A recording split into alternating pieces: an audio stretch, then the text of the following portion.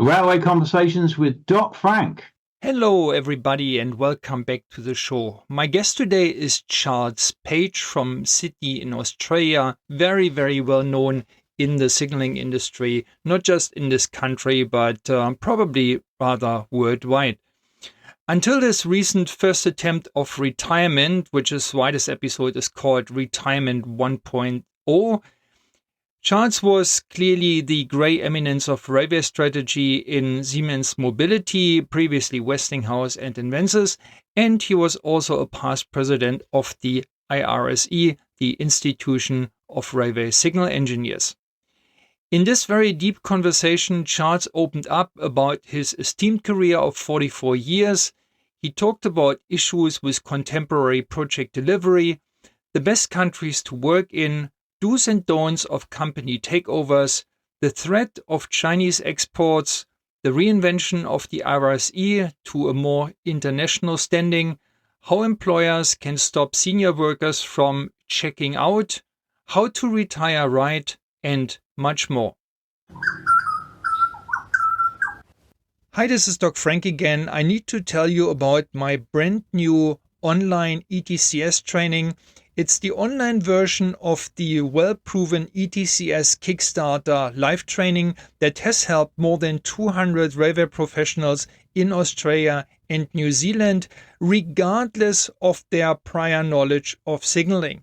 So that really means you can learn the fundamentals of the European train control system, even if you didn't have any signaling knowledge before the training. How good is that? There's an online study group for networking during the training, and I also provide an industry-leading support of questions and answers, not just during your training, but also for a guaranteed minimum of 12 months after the training. People who can register before the 31st of May get a very special early mover discount.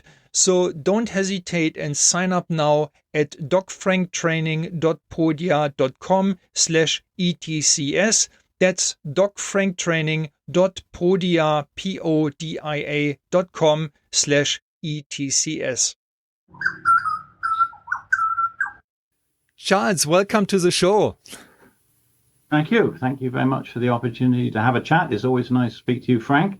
I've been aware of Railway Conversations with Doc Frank for a while, and you have some very interesting stuff. So hopefully we can add to that today. Thank you very much. Finally, a guest that admits that he has heard previous episodes before, not just for preparing for their own ones, but also because they actually like the content. So I'm very, very glad, especially hearing that from you with your huge industry perspective. I'd like to start with a challenge for you. Well, the first challenge was that normally I agree with my guests before we start recording like a couple of topics we're going to talk about. Now with you, I haven't done that, just for the listeners to understand, because I think you've got so much experience that you can basically answer everything off the cuff.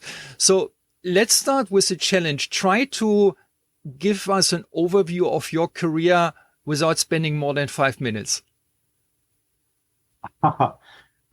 Okay, right. Well, so I started in the UK with Westinghouse as a student apprentice, and they put me through university. I was doing electrical engineering in Birmingham in the UK, and after that, after sort of the last year of that apprenticeship was an interview process circulating around departments, and I ended up in R&D working on radio-based interlocking RETB, Mark 1 SSI, stuff like that.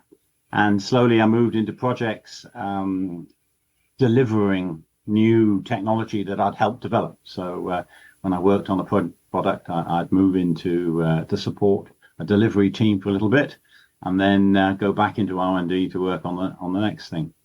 And eventually in 1990, Westinghouse Australia at the time was looking around for people within the wider organization who had experience in safety, in radio-based systems, because of the West Sect ATP project that was just starting up here. And they offered me a job. and it was supposed to be for 2 years, and I came out and like a familiar story, I think, with people coming to Australia. 34 years later, I'm still here.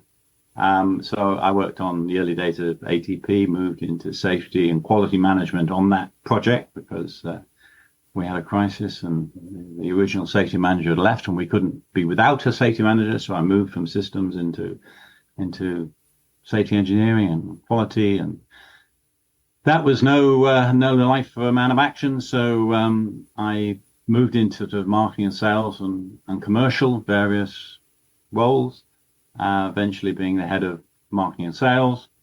Then in 2009 or whatever, I had 4 years in Singapore running the Invensis sales operation for the whole of the region, India, China, ASEAN, and Australia.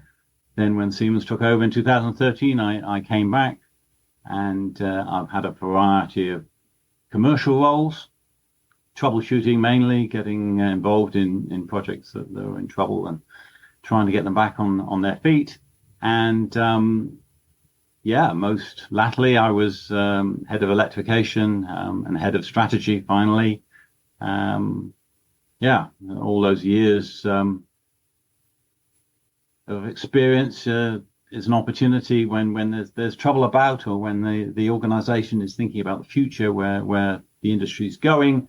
They want somebody who's sort of I'm trying to avoid all this talk about experience and all that sort of stuff. It doesn't seem so long. It's just been a wonderful career. I've enjoyed myself thoroughly. But yes, you do pick up a few things along the way, I hope. And those were roles where I could add some value to the organization. Yeah, maybe And instead of back in October last year, I sort of decided that, that was enough of doing that sort of thing. And I take a break, moved house from Melbourne to Sydney to be closer to my son. And we shall see. This is why on my LinkedIn profile, I say it's retirement version 1.0. We'll see how that goes. And maybe at the end of the year, when I've sorted out a few things, I might look around and see what else there is to do. But I promise myself I'm only going to do fun things. Yes. Did I do that in 5 minutes? Yes, very, very well, very well. I did not expect anything less than you. If I give you a task like this, I had no doubts that you would deliver the goods in the time required, which, when you think about in project delivery, has become almost an art form.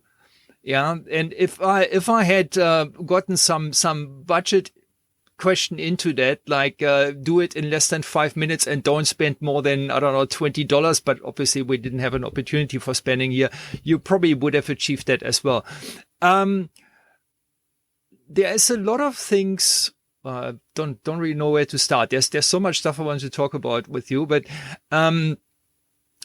recently there were a few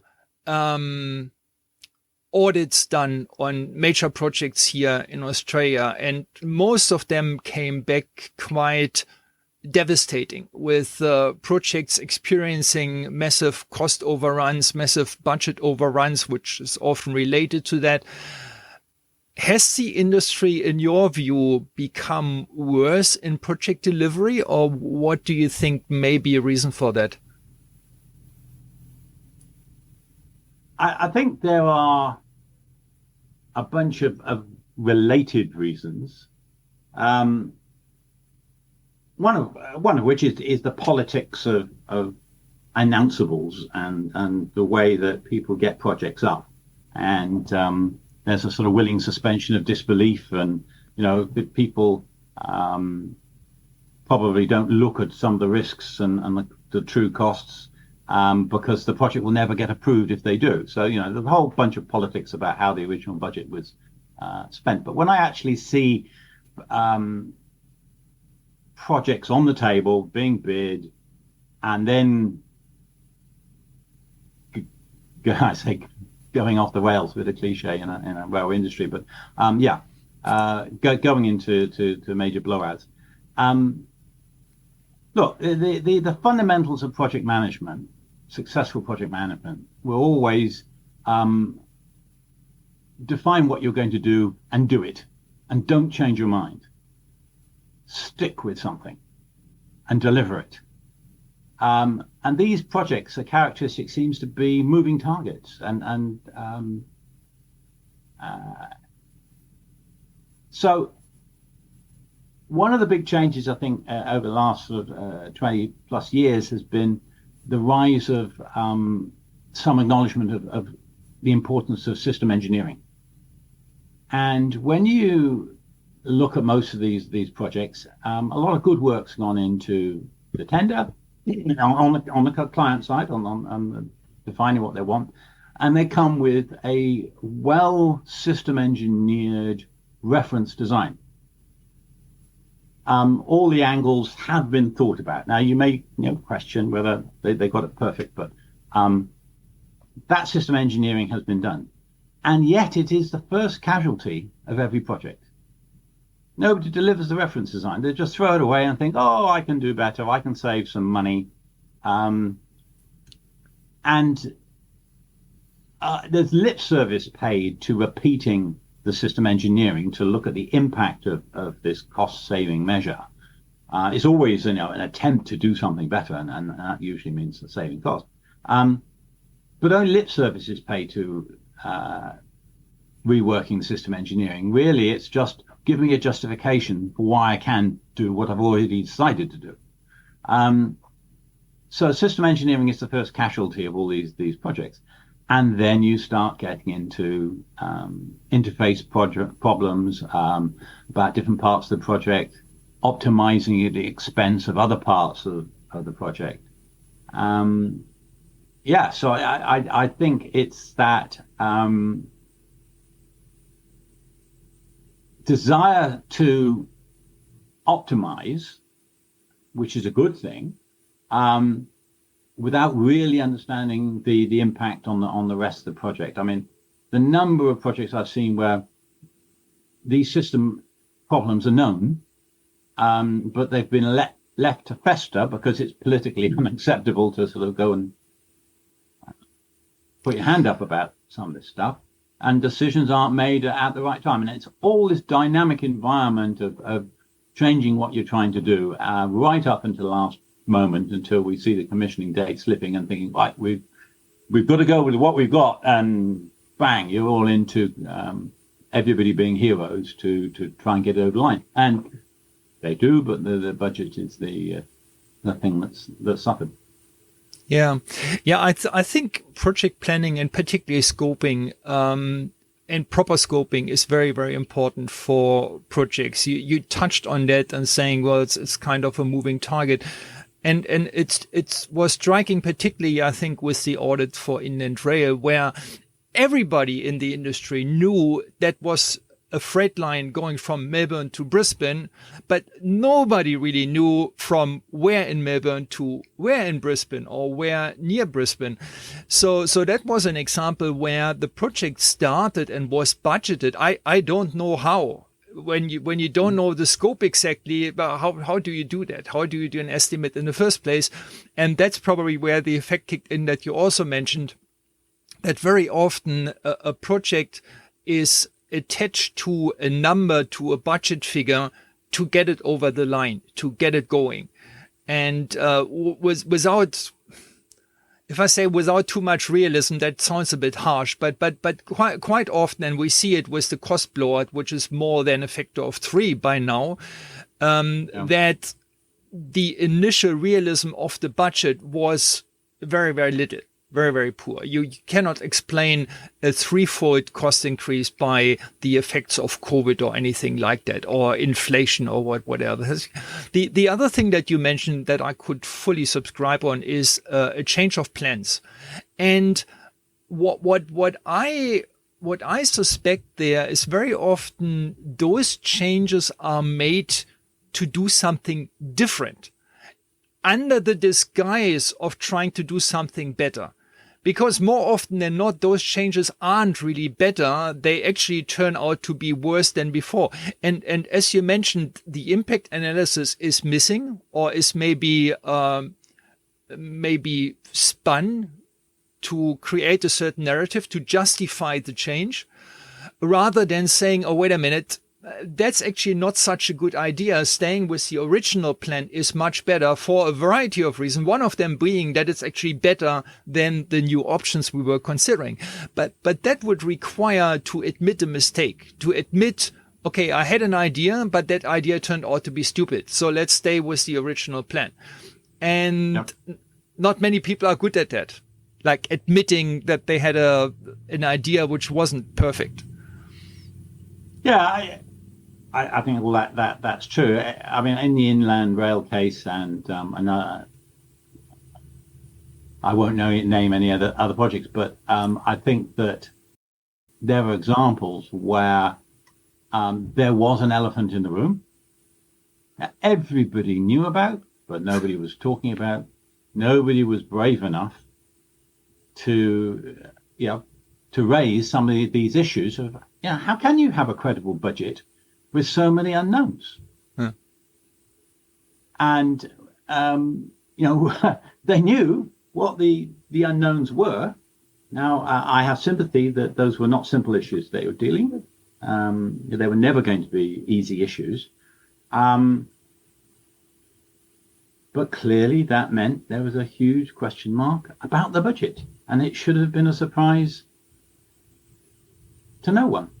I think there's a psychology in some of these things when people hope that you'll get to a point where somebody else will bring the bad news, or somebody else, their section of the project will be late or be overrun, and it's suddenly, all the brakes will be off, it'll be open slather, bring out your dead, we'll get a smoke screen for something else. But that's a very questionable situation, very questionable leadership, where you have such great elephants in the room that nobody's talking about, and they're allowed to live on, to raise kids, send them to university, have their first grandchild, and nobody's dealing with it. Now we have lots and lots of little baby elephants running around. Yeah, true. You mentioned when you summarized your career that you spent a few years in Singapore. Now, in Wenzel's back at the time and before that Westinghouse, they always used to have 4 big locations where they had a very strong market share, one being the UK, one being Spain, one being the US, and one being Australia.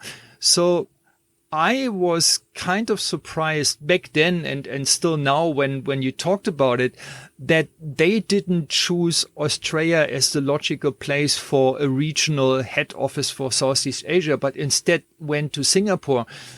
Do you think that was just related to logistics being kind of easier in Singapore than they were in Australia? Or can you talk about the reasons as you saw them back then? I'll have to be careful what I say. Logistics, certainly. Australia was just too far away. And having served the Asian market from Australia in the years running up to that, I had a 7.5-hour flight before I started getting on a plane to go and see a customer. It is a long, long way away from anywhere. I don't think I'll be revealing any secrets after all these years. And the plan was that our regional hub would be in Singapore, and that our leadership for Australia would come out of Singapore with a regional general manager in Australia, and that was part of the plan. But it was also based on a plan for expansion, for opening new markets, getting outside those traditional footprints. And China and India were seen as huge growth areas. We'd already had a lot of success in the ASEAN countries, and more was anticipated, and there was a lot of investment planned. So Singapore was a natural base. So when you and started, still is. yeah, when you started there, and there are other companies have their regional head offices in Singapore as well, probably for very similar reasons.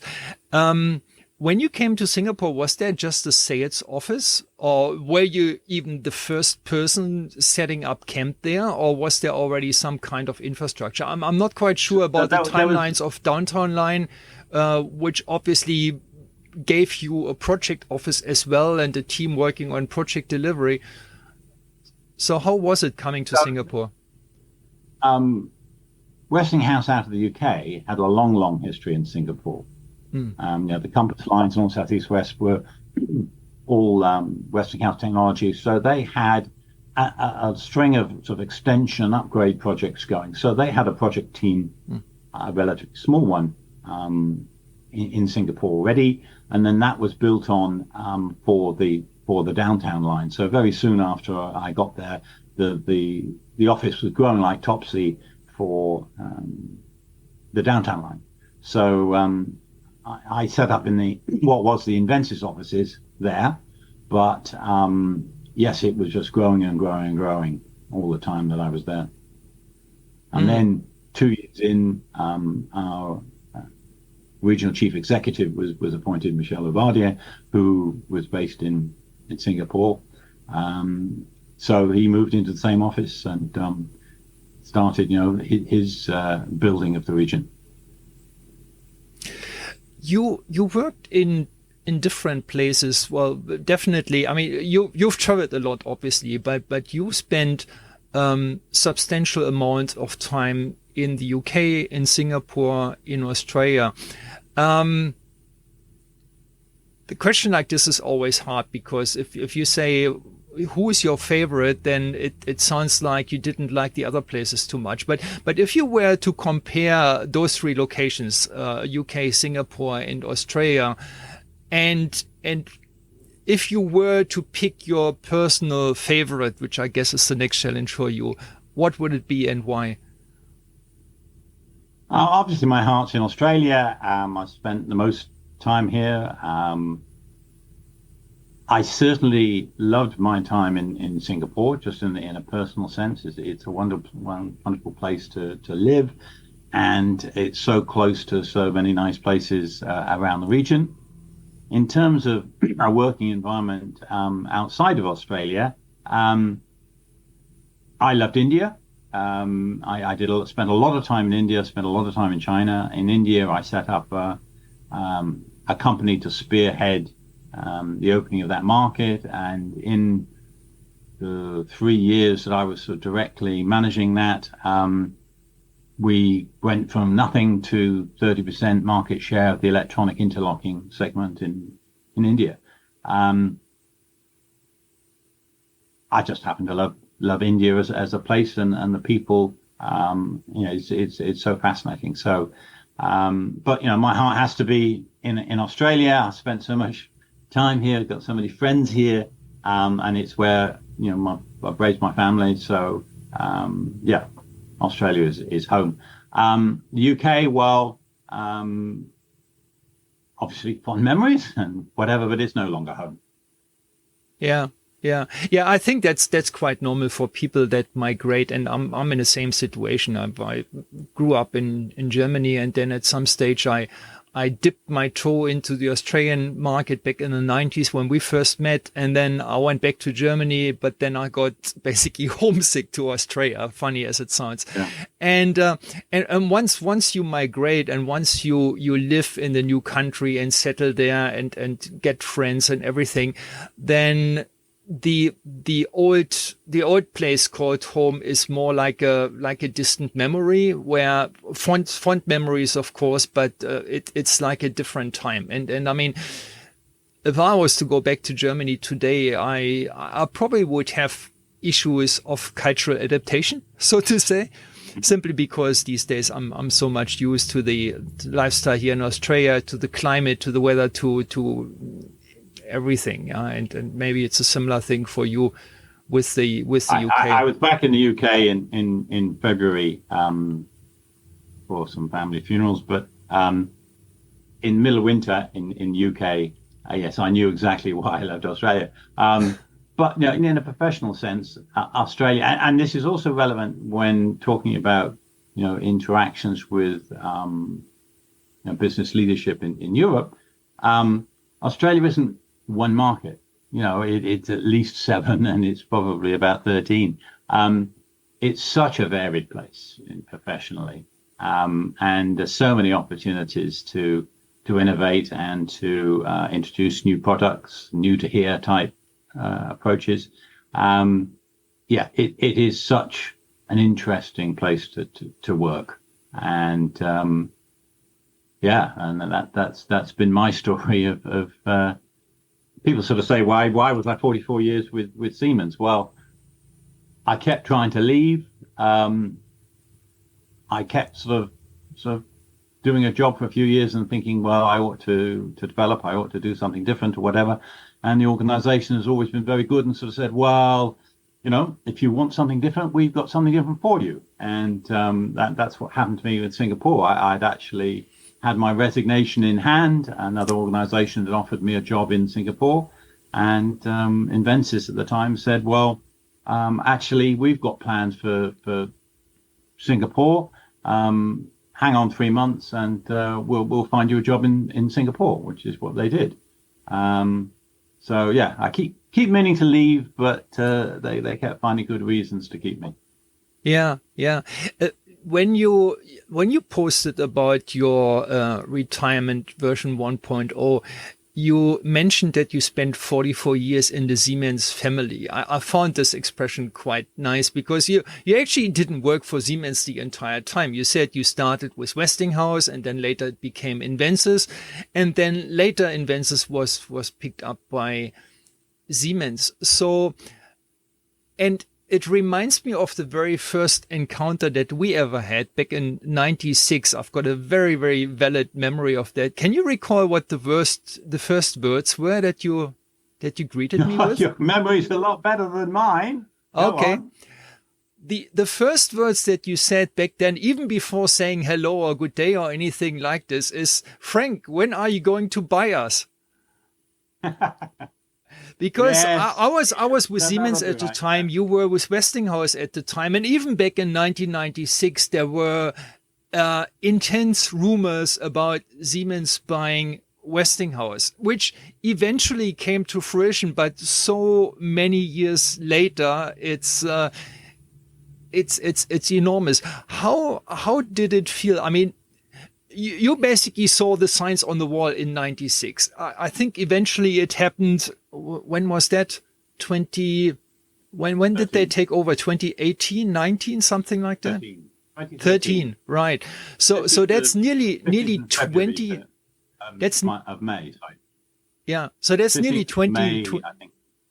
Nearly 20 years later. So how did it feel to work for a company where you constantly have this, I don't know, the threat or the expectation, there's this big Siemens over there, which may take us over at some point in time. And how was it eventually to actually be taken over by Siemens and then work officially under the Siemens banner?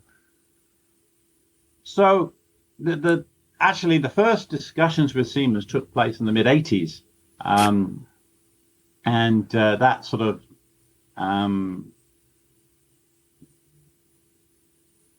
there was a lot of discussion about it, about some similarities in culture, in terms of being engineering focused organizations, and a good fit in terms of markets, in the sense of we were strong where Siemens was weak, and vice versa. And that started in the mid 80s. So that had been kicking around for a long time.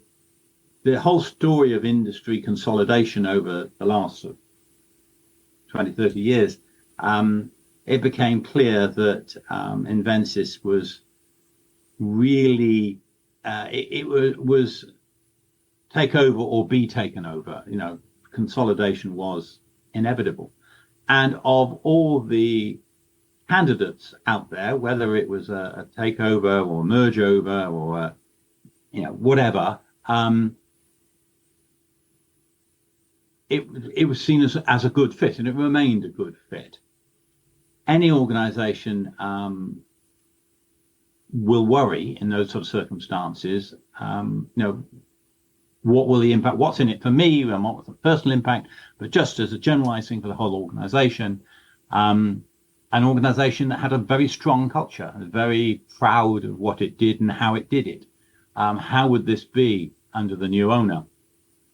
And all credit to Siemens. They had seen a number of consolidations in the industry where a lot of value had been lost in that they eliminated a competitor and got very little else, that they were buying people and customer relationships as much as anything, and those could walk out the door tomorrow if they didn't like you.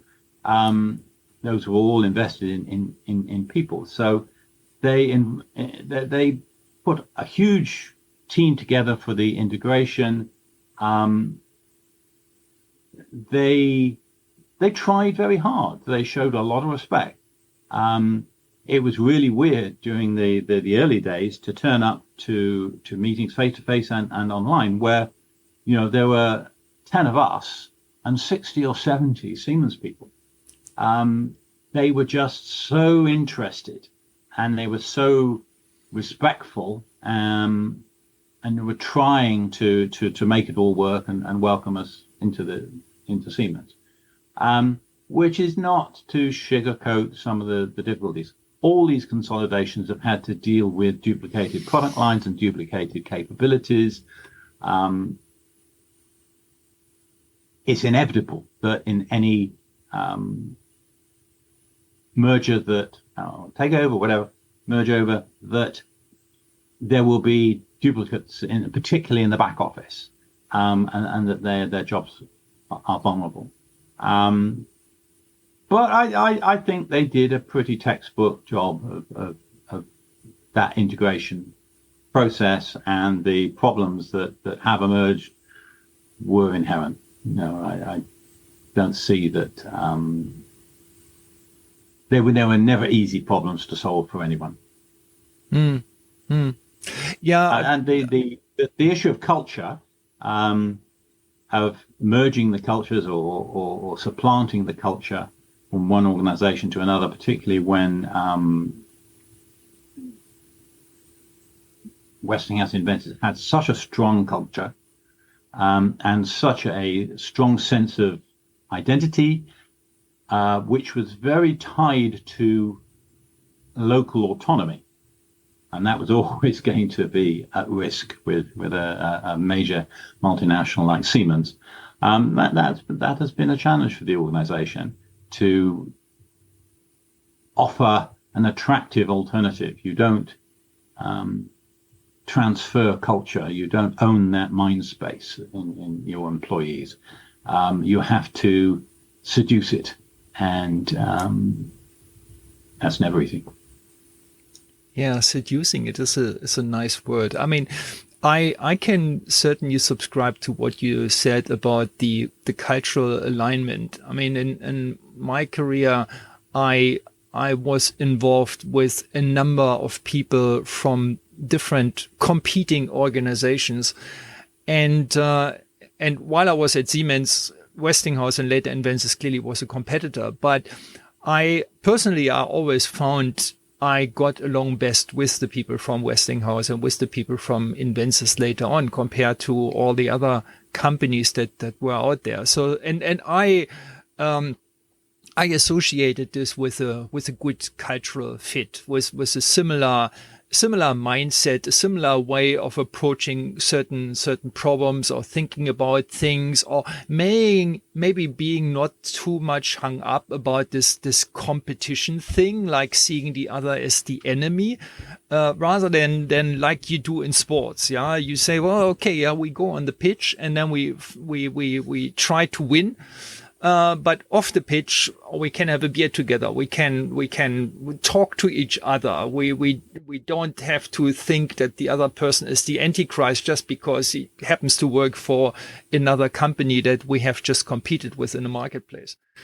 Yes, I think when engineers are allowed to focus on engineering problems, and the commercial aspects are not too heavy-handed without being unrealistic, they will talk engineer to engineer, and you get that sort of debadging and focusing on the engineering issues.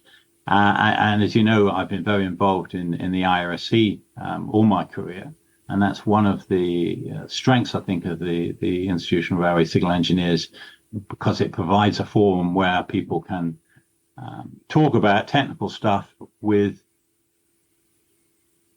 a focus on the technical and the issues facing the industry, with a little bit of distance from their corporate logo.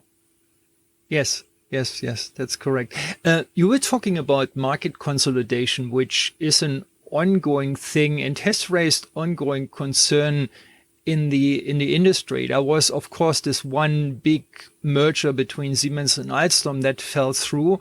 But other than that, it seems that hardly anyone is left over. And we're basically down to three big companies, being Alstom, Siemens and Hitachi, that have basically gobbled up everything else in the signaling industry.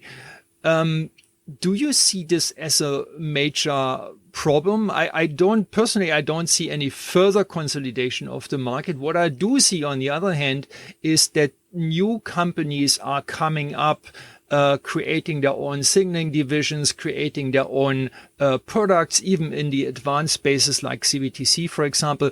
How do you see the future of the market space, and how much do you think this consolidation into three big players is a potential problem for the industry? Problem.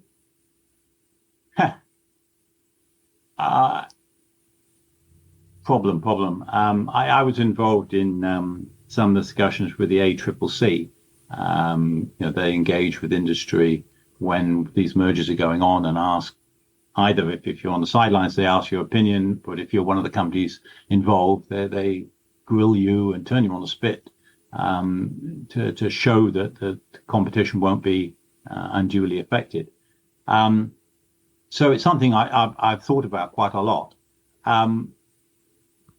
There's an inevitability about it, the economics, the investment needed in safety critical systems, and their long-term support, particularly. All these little companies developing little products. I've had the luxury to see these companies come and go. And yet the big three, effectively the big three in their latest incarnations, they stay on. They're still here. And in a industry where the life cycle is 25 plus years for a product, that's how it has to be. The drive for standardization, ERTMS, stuff like that, does create space for small companies to develop niche products, modules within the larger system. So I think that's a very good thing, and that provides a space for the sort of innovation that they can provide, which the larger companies are always going to focus on the bigger market segment. So it actually creates space for these smaller companies. I suspect, or talking about elephants in the room, the elephant in the room is Chinese. There's a concern about Chinese companies breaking into the fortress markets of the West. They've invested a huge amount in signaling technology, and nobody should kid themselves. It is very capable stuff. Now, it's very customized to the markets for which it was developed, which is China. Their ability to deliver outside of China is negligible. There are certain unique. They are the product of the Chinese market, and their relationship with the railways and the government. In China, you have a standard, and you supply to that standard. There's nothing. Our customers expect to be involved, expect to have an opinion, not just take stuff out of the catalog. There are huge delivery issues for Chinese companies, but the Western companies see the technology that they have,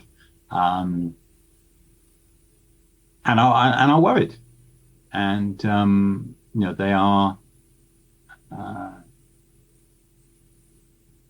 tooling up to defend their markets and to fend off that threat in any way they can. Yeah. I would say, if ASIO is listening, guys, we could probably have a discussion about this potential threat for the Western market alone for an hour. But I'm conscious of your time, even though you are retired. There's this saying that nobody has as little time as retirees, so I don't want to keep this going forever. What we also haven't talked about is your presidency of the IRSE, which I wanted to touch on, but I'm not sure how much time you've got. Whether we can spend like five minutes on that. You were president of the IRSE in back 2016-17.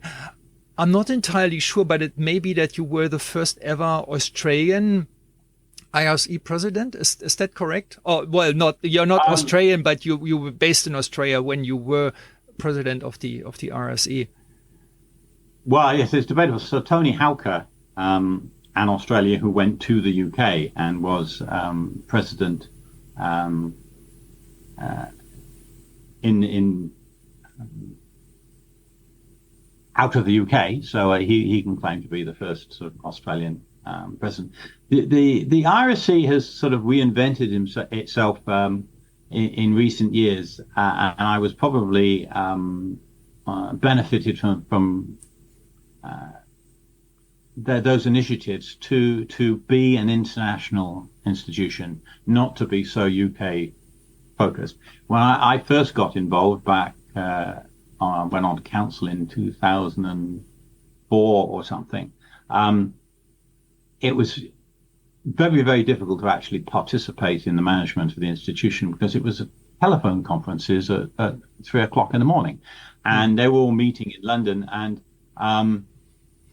they would go off and have lunch for an hour, and it was midnight here or whatever, and you sat around twiddling your thumbs till they came back from lunch and you could carry on with the meeting. There was really no recognition that pretty much half the membership of the IRSE was outside of the UK. As you know, the institution has refocused and understood itself to be an international institution. It did a number of things to encourage the participation of members outside of the UK, including on the path to president. And you know, I was riding that wave, I suppose. Now, you know, the way that the management, the governance of the institution is arranged, there's actually seats on the governing board, the council are actually. They have allocated seats for particular regions of the world. There is a quota system, but it is based on just distribution of membership to make sure that the institution is representative of global interests and that everybody has a voice. In my year as president, I had a number of initiatives to reinvigorate the local sections, the activities around the world. And that's an area where we've seen particular growth, opening sections in India, in China, in Japan. It has been a time of growth outside of the UK. Every year, the president sponsors or leads a major event, a conference. In my year, I held it in Beijing. I'd had a lot of business interest in China and had some contacts there, and they really turned it on for us and gave us access to some of this technology going around their R&D labs. And there were a lot of people who came home from that conference very worried from what they saw. So, it's a very international institution, and that's continuing. Yeah. In fact, Steve Bosher, the current president, obviously, you know Steve, another Australian, leading the IRSE. Yes. And yes. I can't think the other. Peter Simons, of course. I'm challenged about their actual years, but anyway, yeah. Peter succeeded you. He came according to his LinkedIn profile anyway. So I did a little bit of research, and he succeeded you directly. So it seemed maybe for a couple of years that Australia would take over the world as far as the IRSE is concerned, but it's not quite a bit. Australia does have the second largest local section in the world, 750 odd members out of a total membership of 5,500. So we are very influential, and we try to make use of that influence to make sure that all local sections around the world are heard over the voice of the UK, not sections, not to say the UK sections there's any problem with them, but they're just, there's a proximity effect, that left to themselves, all the conversations would be about things happening in the UK market. Yeah. For wrapping up, which I thought would be a good topic towards the end of the conversation, I would like to talk to you about this whole thing of retirement. So the demographics in the railway industry, and that's not a secret, is that a lot of people are rather old. There's a big retirement wave coming towards the industry. You, and to some extent I as well, are in a position where we don't have to work anymore all the time, where we realize there are other things in life, but we haven't cut the ties entirely. So some people may consider me being semi-retired because I don't have a 5-day-a-week office job anymore. You were mentioning about a retirement 1.0 with the potential of you coming back. What do you think does the industry need to do to attract the older industry population and maybe seduce them to stay around for a bit longer? I think all major organizations particularly struggle with a part of their workforce that doesn't have to be there. The whole business culture is based on people needing a job, being ambitious, having, wanting the whole greasy pole thing and all of that. And they really, really struggle with having part of the workforce that doesn't need to be there, because as soon as somebody realizes they don't have to be there, they have to answer the question to themselves and to their families, why am I here? Why am I putting up with this? Why am I coming home stressed or tired or whatever? Plus, at that end of your life, you put off some of your vacation type travel, the fun travel. You've done plenty of business travel, but fun travel. My wife said that when I retired, she wanted to go to all the places that I'd been when I'd been traveling on business. Well, a lot of those places I don't want to go back there, or at least I don't want to go back in that context. I want to go and see the touristy things that I didn't get much of a chance to when I was working. So it is a different mindset for management to deal with that sector of the workforce. So what do such people want? Well, they want flexibility. They want flexibility to take sabbaticals and do their traveling. It's no longer acceptable to their family to put it off. They need flexibility. They really want to do what they want to do. They're going to have opinions about the sort of work that they do. And when you're you've got a lot of background, a lot of experience, the tendency is the company sort of says, well, we've got this bonfire here. Please, could you jump on it? Or they don't even say, please, I've got a bonfire, jump on it, put it out, you know how. And certainly you can do that. But it's not fun. You want to stop it happening again. You want actually to have that influence. So I think a lot of this sector of the workforce are very interested in mentoring. They're very interested in passing on to the next generation, if you like. That sounds all very sort of twee, but they do. They want to be able to share their experience in the way they want to share it. All of that is a challenge to an organization to give people flexibility to choose the sort of work that they want to do, to be flexible about their timing and their time off and stuff like that. And the organizations that can provide that sort of engagement and satisfying work will attract those experienced people. And this is why I think that a lot of people end up going into consultancies, because they have far more influence over the sort of work that they're involved in. At least they take back that control. And that it may be intense. You work for 3 months doing some project or whatever, but then you have a gap and you can go off. I'm going off to Canada for 6 weeks this year. You can accommodate that, and that's what you have to do, and appreciate that these people in the workforce. I'll be careful what I say here because I don't want to imply that my Siemens did any of this, but I see it talking to people. Organizations can't tell people what to do. They can't direct anymore because these people don't have to be there. They don't have to take this.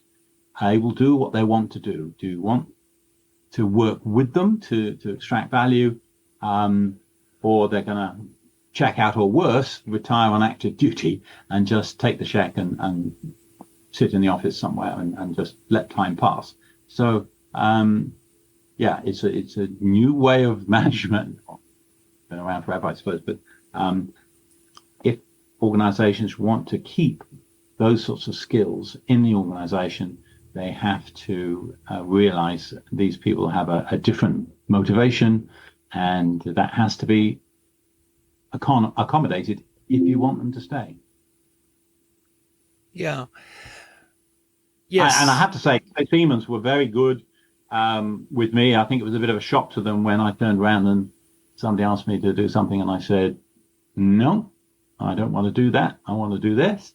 And allowed me to do some part-time working and kind of write my own job description to a reasonable extent. It wasn't easy for them, I think, but they did accommodate that. Whether they would have done it for somebody who didn't have 44 years under their belt, I don't know. But yeah. I think the challenge for the companies and the balance that needs to be kept is this kind of flexibility to attract and motivate the people that no longer have to be there, but at the same time avoid a mutiny by everybody else saying, well, I want to do something like that. Yeah, that's why it's hard. That's why it's Yeah. hard, and that's why probably smaller organizations have more flexibility to do that. Because in a large organization, there's a tendency for you to be considered interchangeable resource units. You're a number in a HR database with a skill code. It is difficult. Yeah. But do you want to keep these skills in the organization? Do you want them to keep them for yourself, or do you want to stop your competitors getting access to them? Here's a bunch of people who don't have to be here and who might be inclined to take some risks to do something interesting. Are you going to provide that opportunity, or do they have to go find it somewhere else? There are some companies that are doing better than others. So there are a few that gobble up an overproportionate part of this demographic. Apparently, because they must do something better. They must have found the secret source of attracting those resources, which age-wise are well into the retirement band. But still say, well, I'd like to go back to work, but under different circumstances. As you said, more like a seasonal thing which gives you opportunity in between for extended holidays, for sabbatical, for whatever, writing a book, anything that would kind of distract you from the regular work. Let's turn this thing around, and maybe that's the last thing that I want to touch in this conversation here. You dipped your toe into retirement. Let's just phrase it like this. And then there might be an opportunity that you might come back later on if the right opportunity arises and works fun and stuff like that.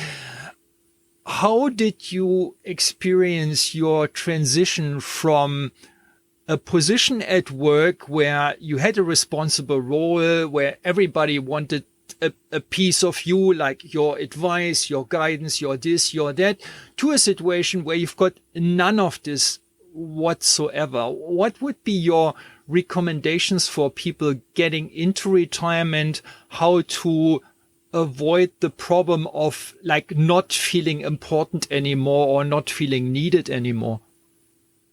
It's tough. It is very tough.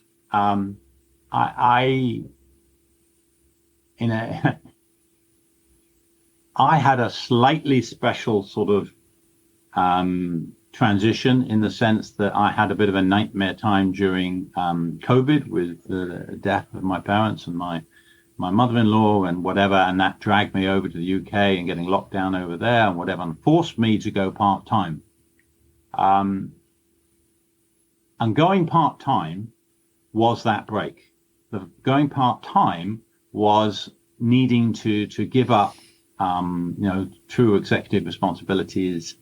Wasn't practical. I would recommend that anyone who's going to retirement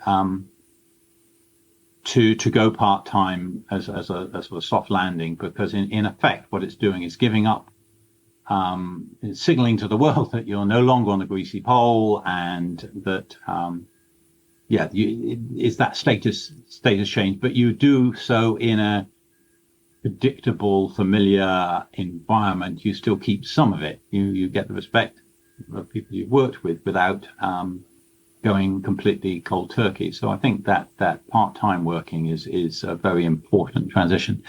Since I've gone fully retired, what I've learned is that you learn a lot about yourself. You learn a lot about why you get up in the morning, and my wife is sort of complaining at the moment that I haven't really retired, in the sense I'm still working 8-10 hour days, but it's on DIY, it's on IRSE stuff.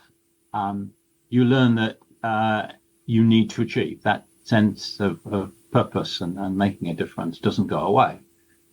So in retirement, you will still need something that makes you feel worthwhile, and you're making a difference in the world. Accept that can come from many different sources, and it's about whether you have hobbies. A lot of us have given up their hobbies and outside interests or whatever, up until they were about 40, and they were trying to sort of focus on their careers. you need hobbies, you need outside interests, you need to be a well-rounded person. It's important to fend off being burnt out at work itself, to give you priorities for your family, or you'll find yourself at 47 and divorced, and getting therapy. So planning for retirement, for alternative things to give a sense of achievement. My other advice is thinking about retirement is corrosive.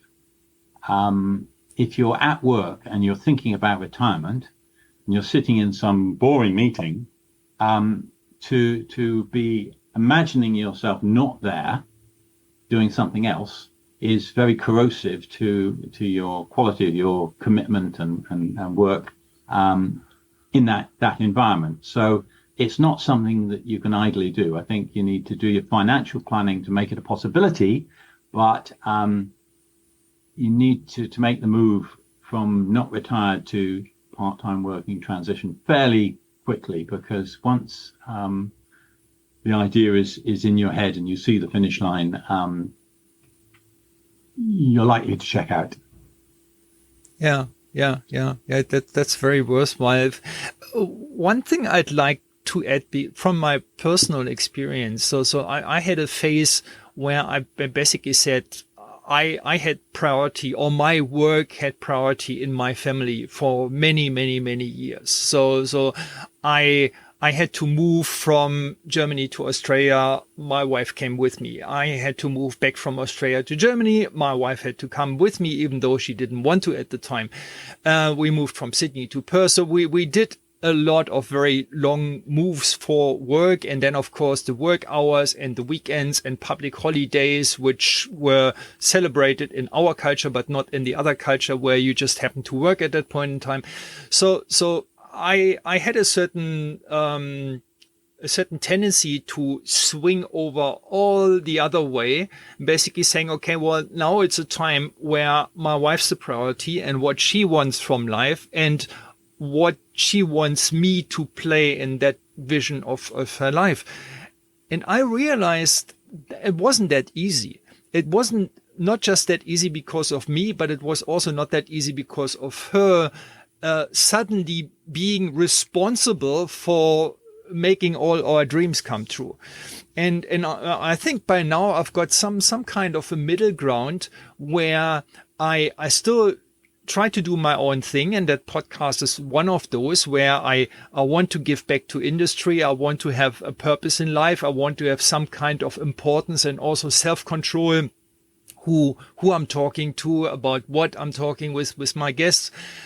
But at the same time, I also need to do a few things that show her that I'm not just doing work the entire day, but that there are things that I'm doing that benefit the family, other than bringing money in, but doing something around the house, helping with the gardening, just being more present at home than what I was while working. So I think that's another consideration as you prepare for retirement. What do you want to do with your better half, and how do you not overwhelm them with your sudden presence? Mm. Yeah, my wife has always been my partner, and she's had her own career, has been quite successful in that. And I've always involved her in my work in the sense of I've always had a high regard for her opinion on, if I got a problem at work, we talk about it, and she's usually right.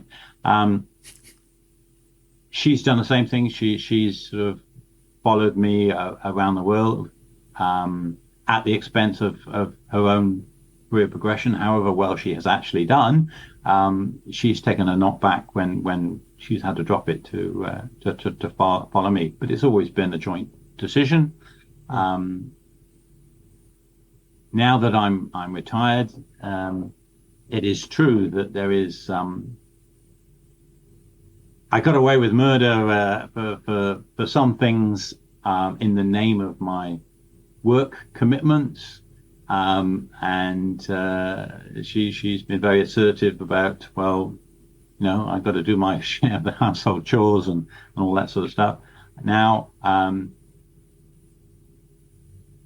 I do regret, I because of my commitment to work and traveling, I was not as present in the bringing up of my son as I would have liked to have been. My son reminds me of this occasionally.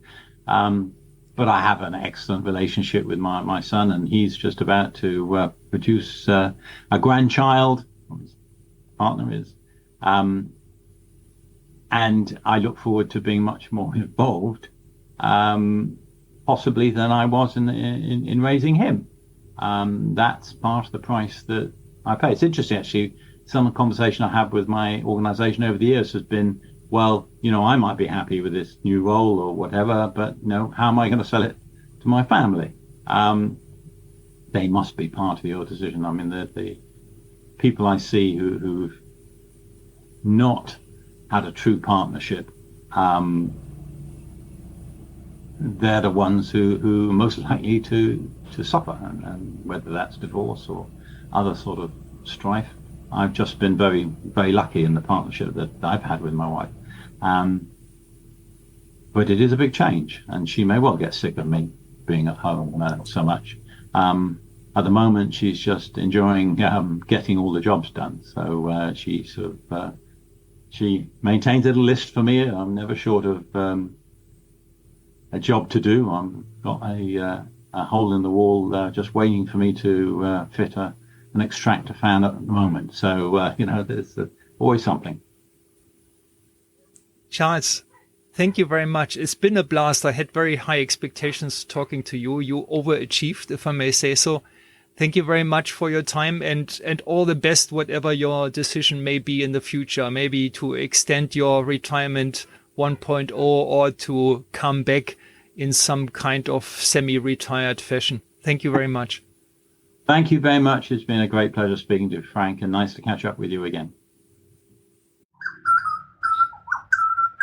Hi, this is Doc Frank again. Before you head off, I just wanted to let you know again of the arguably best CBTC conference that has ever been held, the CBTC World Summit 2023, with 18 speakers from 13 different countries. It was a mega event in September this year, and you now have access to the official recording where you can see all the presentations, all the question and answers after the presentations, and even the VIP fireside chats that were exclusively for VIP attendees during the conference. But you can have all of this now lifelong on demand. You can watch it whenever you want, from wherever you want, and how often you want.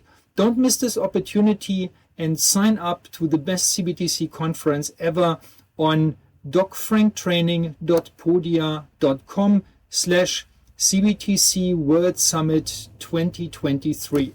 I repeat that, docfranktraining.podia.com/CBTC World Summit 2023. If you want one recommendation from me on CBTC, that is it. The best content of the year by a mile. Don't miss it. Hi, it's Doc Frank again. I hope you liked today's episode. I like to keep it as simple as possible, so I only have one single request for you. If you like this podcast, please tell your friends and colleagues about it. That's all I want, because that's a service that I'm providing to the industry, and I would like as many people as possible to listen to this podcast and learn something from it. So please share. And until next time, keep it simple and bye for now. Thank you for listening.